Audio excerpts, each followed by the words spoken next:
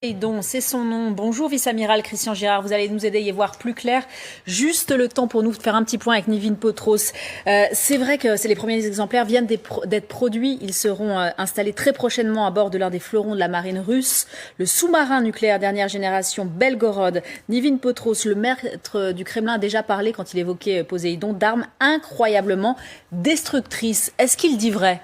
Eh bien, en tout cas, la menace, elle est prise très au sérieux par les Occidentaux, notamment par la marine britannique, puisque si Poséidon possède effectivement toutes les caractéristiques évoquées par la Russie, eh bien, il s'agirait tout simplement de l'une des armes les plus puissantes au monde. Et c'est d'ailleurs comme ça que Poséidon a été présenté hier soir à la télévision russe. Alors, Poséidon, c'est quoi plus concrètement ? Eh bien, c'est tout simplement une torpille à charge nucléaire de 24 mètres de long et de 2 mètres de diamètre. Alors jusque-là, rien d'impressionnant. En revanche, ce qui l'est beaucoup plus, eh bien, c'est d'abord sa portée 10 000 kilomètres. Il peut atteindre une vitesse de 200 kilomètres par heure.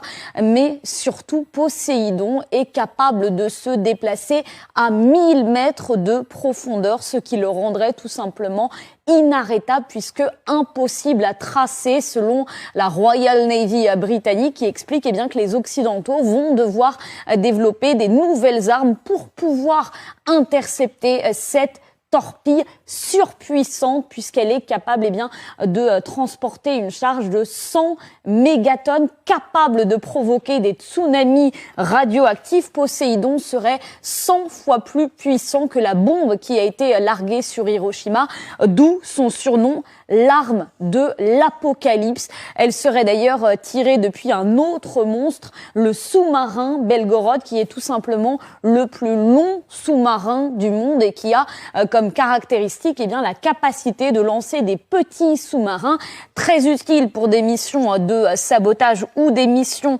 de renseignement, de reconnaissance. Alors, ce sous-marin Belgorod, il a été inauguré cet été. Il a été repéré une première fois en mer de Barents. C'était à la fin du mois de septembre.